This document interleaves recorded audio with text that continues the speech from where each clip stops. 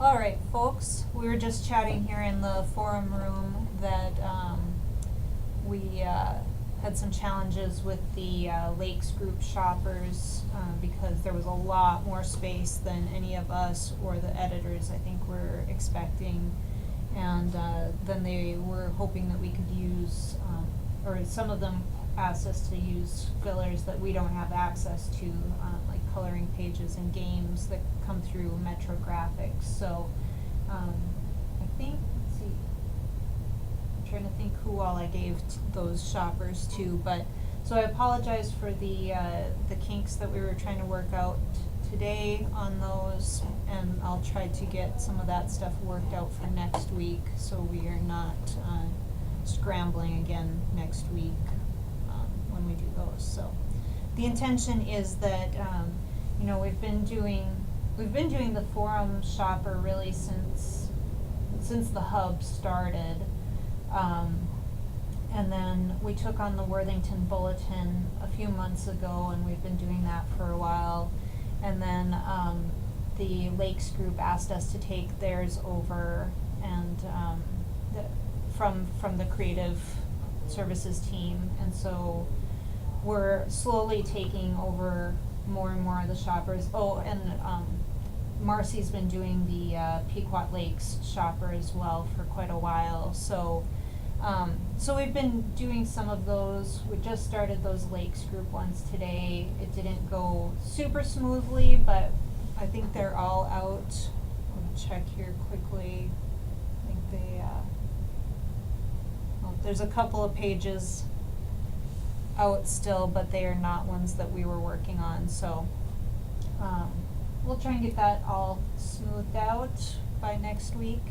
And then I believe we've been asked to take over, I think it's Welmer's as well, and I asked that we wait until February to do that since we are still short-staffed, and I wanted to get kind of get these Lakes Group ones under our belts and get them kind of smoothed out before we take more on. So you'll probably be seeing more of those, and it's actually kind of a good way to fill some of those slower time on our Wednesday evening, like the one came in last night, and then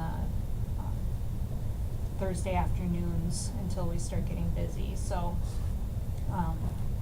so it's a good use of our time, and it kind of helps build some consistency in design for between the papers and the shoppers as well. So so let's look at some kudos. We don't have nearly as many this week because it's only been a week since we've met. So here we go. So this is a page from Cindy Duffy, a nice photo page here. Looks like they're ice sailing here, racing on the ice boats. So nicely done. I like how she pulled the colors from the sail right up into the headline here, and just a nice package there. Not a lot of text to work with, so she played those photos up really nice and big. So well done, Cindy. This is another from Cindy. This is for the Pierce County Herald, and a nice sports page. Again, pulling the color of the singlet. Yes. I was gonna say I knew that it had a special name, but I was gonna say wrestling jersey. Anyway, which I knew was Sports. not. Yes, sports. Clearly my forte. Unless it's swimming, I have no idea. All right, but great use of the purple color. There's actually some of the purple all through the page. It's it's the local team's color, so she pulled that out and made it really work well on the cover there. So nice looking page. This is one from Cindy Gilster for the Detroit Lakes Tribune, and a nice page here as well. I like how she tucked the flag, and she really narrowed down the the info that goes under the flag, usually that stretches across the entire page, and she narrowed that down to tuck in right beside this ice house. And then, you know, she's got she used a little heart artwork there down in this lower story. I also like how she's got the stripes, the red, white, and blue stripes pulled out from the fishing house into the headline as well. I think that's a nice touch. So lots of good stuff on this page. Nice job, Cindy. Here's one that Angie did for the Mitchell Daily Republic.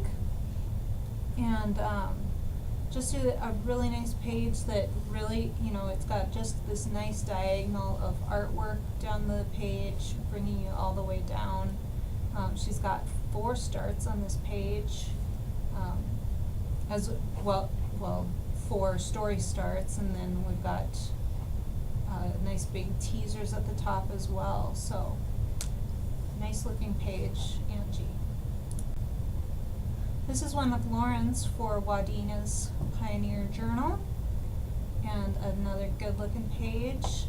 We've got a nice photo package along with the centerpiece here, nicely done. And we've got,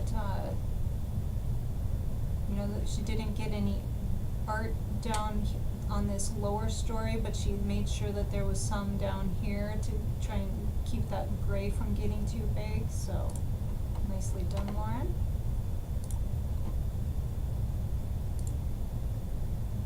Here's one that Marcy did for the Pequot Lakes Echo Journal, or Pine and Lakes Echo Journal, I guess it technically is, but great looking photo, played up really nicely here. She's got the little hockey players right up into the flag, and I also like the color treatment in this headline as well, so nicely done, Marcy.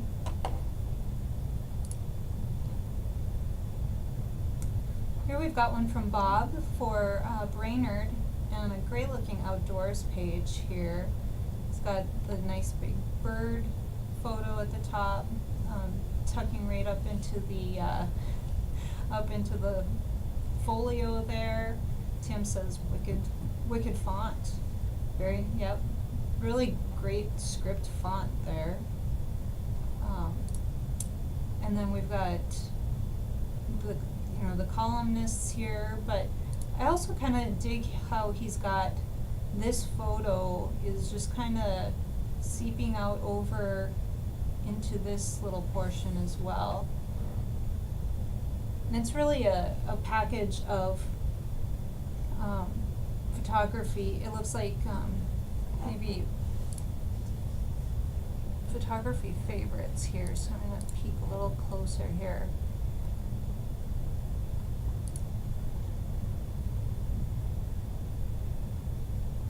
Okay, I wasn't sure if these were just tidbits about each of these different photos here, but no, I see that, that this photo does go with this main package, but I kind of like how it's, kind of just floating into the rest of the page to bring just a little bit more interest there.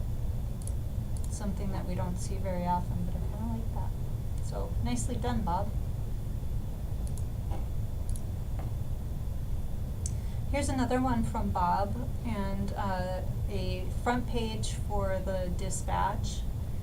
And, look at how, even though he's got just text down here, just by varying his fonts here a little bit, it helped break things up coming down the page here. Bob also mentioned that he's pretty sure that this has the smallest clip going into his flag there that he's done, and I believe we see here it's just that tiny little flag up here. Oh my goodness. So just a little Bob touch there, I think. As well as I do see he must have had to clip a little bit here as well, I think, for the boom arm here, but, or the, snowplow, chute. I'll call it a chute here. So, very cool. Nicely done, Bob. This one is a Detroit Lakes page from Wayne, and you know, it's a black and white page, but he still put something into it. It's still visually interesting, and you know, got a lot of text on the page, but it's still a really great looking page. So nicely done, Wayne.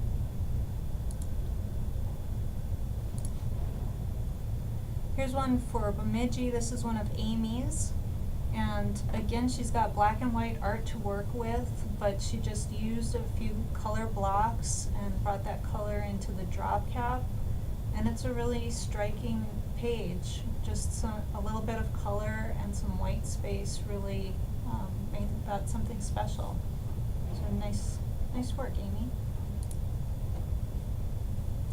And another snow page here. This is one from Tim for the Stevens County Times. Great headline. I don't know if that was, Tim, was that your headline as well? Let's see if he'll respond. But really fun headline. He likes the logo in the lower right. Really proud of that. Yeah, that's outstanding. Classic Stevens County. Yeah. Very nice, Tim. Really proud of the logo in the lower right. Well, you know, I think it's some of your best work, Tim. I don't know. I always really liked the photo of the wall that just said, like, what was it, like courthouse or something like that? Yeah, Where, yeah, was yeah. it Stevens County, or was Yeah. it when it was still like Morris or I think Hancock? it was Stevens County. Yeah. I can't remember, but yeah, it was just clearly like a photo of a wall with a sign on it, you know, rather than using like a label head or something. They would have, like, it was like courthouse or something like that. Their school too, they use their For the school, yeah, Yeah. they use the school photo a lot as That's almost a logo hilarious. too, so, but yes, great use of the logo, Tim. Good page, so nicely done, Tim. Important question though, Tim. Yeah. Did you come up with that headline? Yeah, Tim, Or was that Ray? so tell us, was the headline yours, Tim? The snow big deal. He says he's ashamed to say no, it wasn't. Who So wrote the story? Was it Brooke? let's see. Hooray. Oh, it's Ray's. Christine. Yep. How many errors are there? Sorry. All right, Shots so Duluth up next. This is one of Brandon's pages, and a very cool page here. I'm really liking this. The Frozen in History with the year. That's great, and fantastic photos here that you've got. You know, little guys tucked in here, but it all makes for a really nice package. Nicely done, Brandon. Oh, let's see. Gee, the Frozen in History just has a white frame on it. Oh, well, it looks schmancier than that. So, nice work, Brandon. So, I'll zoom in on that just so you can see. It's just that little white outline does Yeah, set it very off nice. nicely. So, nice work. Dig that. I also just noticed that that this font, that Z, Oh, has that a Z is weird little wingding Noticed on that it. like a week ago. I was like, Yeah? what's with the Z? Yeah, I don't think I've ever noticed that before. Never seen it either. Oh, yet another awesome thing about our headline fonts. We all love so very much. All right, So, those are our kudos for today. Nice work, guys. Good stuff. I just feel like we have had a really good week. I feel like everybody is still like kind of in holiday mode, and so everybody is just like still kind of cranking out. Like Tuesday afternoon, suddenly people were asking for pages at like 2:30 on a Tuesday. Like once in a while we get people asking for them around 3 or 4, especially as the night-siders come in and they've got a little bit of time to work on things. But we had day-siders work, you know, like who had full loads on Tuesday asking for pages. And that was just, I told Emma, I said, when is the last time that happened? She's like, I don't think since I moved to Dayside. I'm like, well then I don't think it's ever happened. So that was pretty awesome. I felt like Tuesday was like super smooth. It went really well, and you know, to come home on a Tuesday and you know, because my family always asks me, so how was your Tuesday? And usually it's like, it was a Tuesday, you know, but I'm like, it was actually really good. They're like, wow, really? So that was awesome.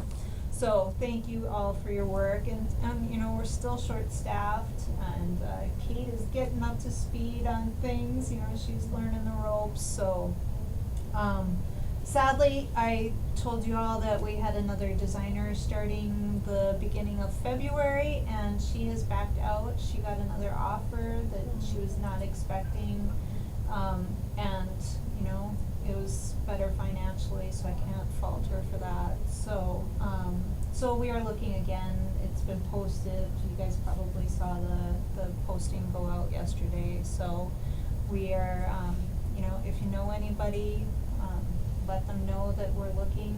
I've already gotten a few resumes, so that's good, a good sign.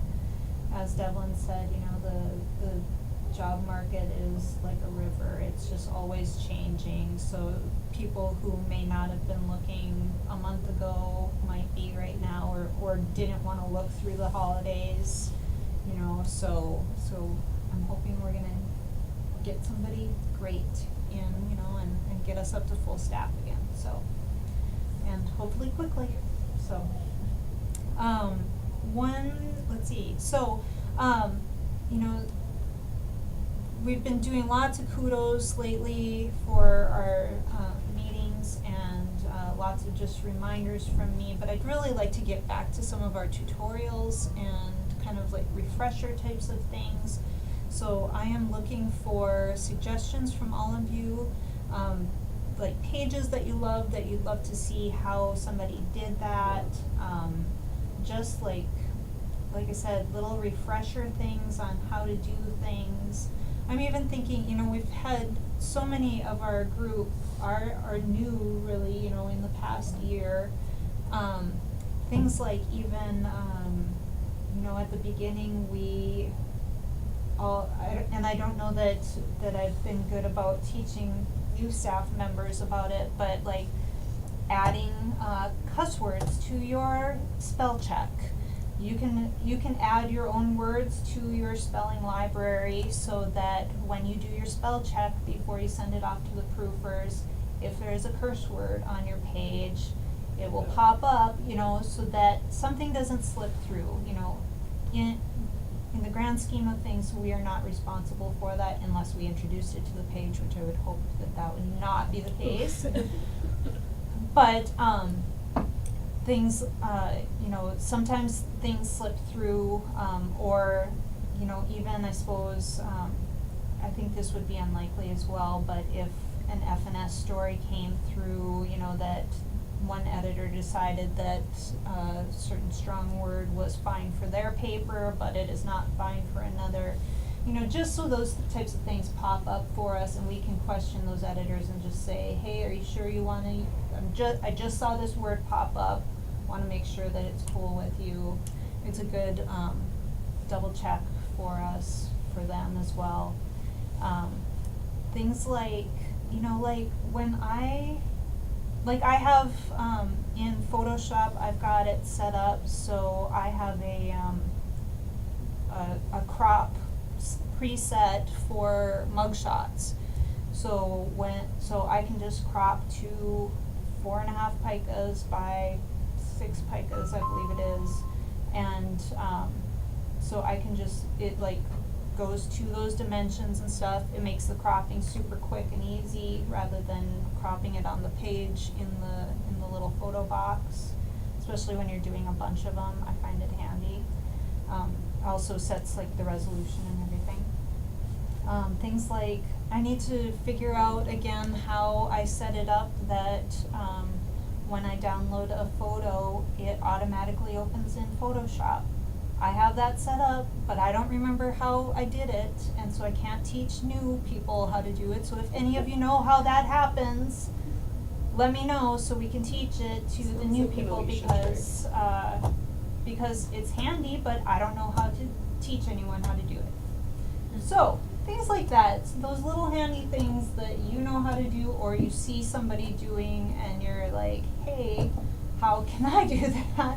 Even like when Mindy taught us, just hitting like the S in Google will just download your photo for you. Like that's super.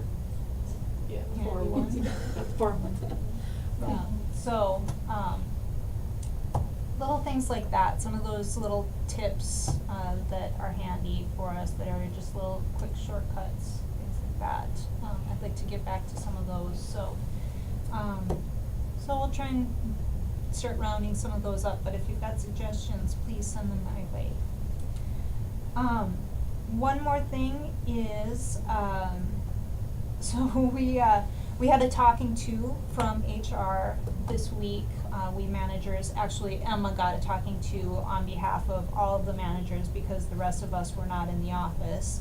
And so it was regarding our time clock usage and especially PTO requests. So I think Emma's team, she always has you guys put all of your PTO requests through Ascentus.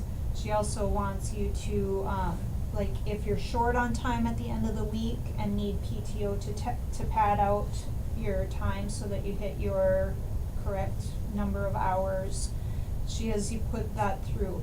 That is how we're all supposed to be doing it. And so Emma, who is the one doing it right, got chewed out because we other managers were not making that the rule. We just took care of, some of our people would put in through Ascentus, some we just, we know it, we've got it on the calendar, and so we just put it into Ascentus when you guys are off, things like that. So this, apparently we all need to be using the PTO requests through Ascentus. That's what HR would like. So I asked all of your team leaders to touch base with all of you, but I said I was going to bring it up during the meeting today. So, in some respects, it is going to put a little bit of the responsibility back on you guys, making sure that at the end of your time period that, we end up chasing some people down every week or every pay period, like missing punches and things like that. It's going to put this back on you guys, making sure that you have all of your punches at the end of the time period, and that if you are short, that you are making sure that, for one thing, that you're aware that you're short on those hours, or long, which you should not be unless we've pre-approved overtime. But I think it'll make you guys a little bit more aware, because I think some people, we just kind of get in the habit of just being done for the week and closing down, and this will make sure that you're aware of where you're at with your PTO, where you're at with your hours and stuff like that. So wanted to give you all a heads up that that's coming down the pike. I don't think that PTO requests, especially the ones that are further out, Ascentus has a weird thing, and I don't know if it's if it's been changed in the since I haven't had to punch in and out now for a year and a half. since I became salaried, but it used to be like if you put in a PTO request for a few weeks or months down the road, it subtracted that time from your hours in one spot, but it didn't in another spot in your timekeeper, and so it was kind of confusing because then you could still, it looked like you had those hours taken away, but then if you were close to your cap, you could be running over or hitting your cap and you weren't aware of it, so it's kind of a goofy thing, so I don't know if that's been changed, but, so, what I'm trying to say is that I don't know that you guys need to put in those requests through Ascentus months in advance. You know, we do keep this list of PTO requests, which is handy for we managers, because then we can see how many people on one particular day or week are asking for that time off, so that we don't, because, you know, sometimes we are moving you guys around, you know, you're gonna help another team for that day or two, but if we're short on all of our teams, then it can be a really, not fun situation. So, by having that master list, it's really nice for us. But we'll have you put in the PTO request then, you know, probably, you know, maybe the time period before, if it's a longer time, or the week of, or something like that. So, I'll let the team coordinators decide on all of that, how they wanna handle that, but yeah, so, like I said, I wanted to give you all a heads up on that, so that you know where that's coming from. It is from HR, it's the way that we're supposed to be doing things, so. We've got one question from Cindy Gilster, back to the awesome headline that we saw earlier. What was that, or was that a font the rest of us could be using? I think she's talking about that, Cursive one. yeah, that cursive, that scripty looking one, that, whoops, let's see here, that Bob had. Maybe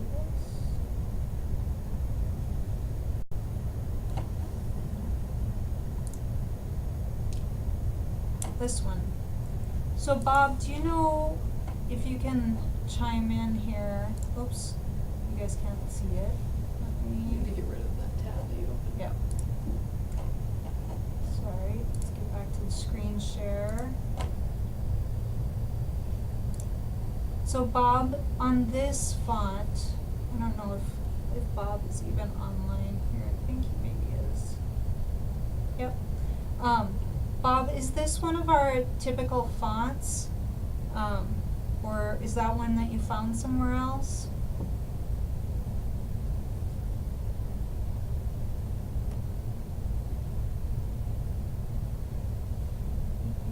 Alright, Bob might not be on right now, so, let's see, it's in your list of fonts. Okay. I wonder if it's actually one of our ones that we are supposed to be able to use. I don't, the problem is, Cindy, is that, some of the fonts work on some of the presses and some of them do not work on all of them, because of, some of them will not go through all of the RIPs, which is why we have such a limited number of fonts. It's partly because, when we switched to the hub, we wanted to have some universal fonts, and every newspaper had their own kind of, and let's see, I have to convert to curves, fonts, no issue, okay. And so all of the fonts that we're currently using are like free Google fonts. And so we had some other ones that we even tried in the very early times of the hub, and I'm sure like Mark will remember this. We had one that was actually quite a better looking font. It was called Oswald, that looked great, but when we would print out proofs, it would Well, yeah, and remember, like, when we would print out just the, like, our proofs on paper, it would have those long streaks, like, from some letters would just, like, have, like, they would streak all the way to the bottom of the page, so if you had a lot of that letter, it would just be, like, all down your page, and so it just didn't work.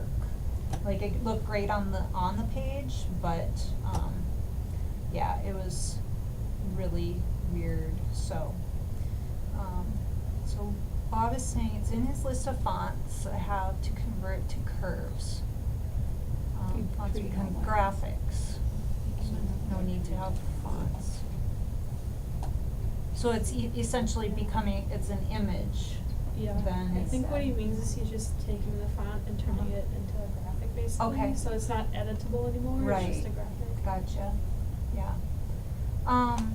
Yeah, so, you know, we were super strict on the font usage, as we began because of this whole issue of fonts, and, you know, we had these big lists of fonts in our, in design and stuff, but we couldn't use a lot of them, so we, you know, we really were, very strict on those. And I'd like to keep it, you know, for the most part to those fonts, especially when we're talking our news pages and inside pages.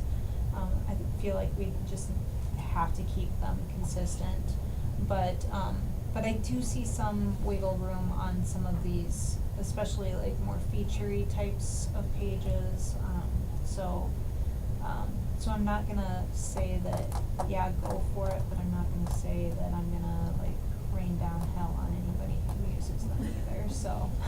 Oh, that was a very wishy-washy answer, but, so yeah, I would say be cautious in your usage of them, and especially be cautious in which papers you're using them for. You know, some of our papers are not going to be okay with us using, different fonts, or, you know, like, just like they don't like us using text on photos or clipping out photos, things like that. So, you know, make sure that, you know, clearly Bob knows the Brainerd paper, but be really careful about, going outside the box, you know, and maybe, have them take a look at it before you send it off to press, so. One time Carly used one, and then and the next time Danielle asked somebody else to use that same font. Mhm. So that's kind of. Yeah, yeah, so, yeah, it does sometimes cause some issues, so.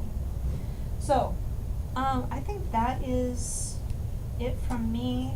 Anybody else have any other, questions or comments they wanna bring up while we're all kinda together here for a couple more minutes?